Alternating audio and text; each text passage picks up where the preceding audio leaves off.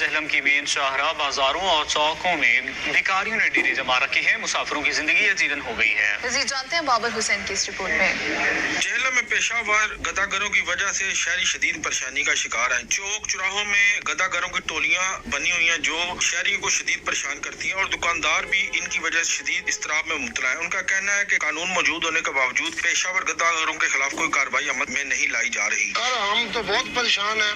ये जब भी दुकान खोलते जाए तो इनकी लाइनें लग जाती हैं और इनके समझ नहीं आती ये क्या करते हैं। इनके जो खामद है औरतें घूम रही हैं, खामद इनके जो है मोटरसाइकिल लेके घूम रहे हैं। बता रहे इनको चेक करें, इनको देखें कि ये कहाँ पे रहते हैं और क्या करते हैं। इनके पास गाड़ियाँ कहाँ से 1 to 5 कहाँ से आ गए। किसी ने पेचा उठाया होता है, किसी ने कुछ ये नहीं पता ये किधर से आए हैं, कौन है, कोई बंदा नहीं जानता। इनको पूछना चाहिए ये किधर से आए हैं, किसके रहशी हैं, इसी शहर के हैं या दूसरे शहर के हैं। बहुत परेशानी, पता नहीं चलता हकदार कौन है कौन हकदार नहीं है। जो हकदार है उसका हक मारा जाता है। इतनी लाइनें लगी होती है कि दूसरा आता है। पुलिस जो है जो महकमा वो इसके ऊपर कोई कार्रवाई करे।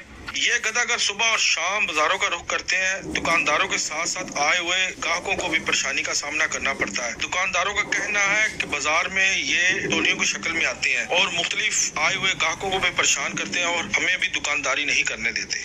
बैकर एक्ट मौजूद होते हुए भी इन गदागरों के खिलाफ कोई कार्रवाई नहीं होती। अक्सर दुकानदार इन गदागरों की वजह से परेशान है और ये मुतालबा कर रहे हैं कि इनके खिलाफ कोई कानूनी कार्रवाई की जाए। कैमरामैन हुसैन अली के साथ बाबर हुसैन, ब्यूरो चीफ सच न्यूज, जहलम।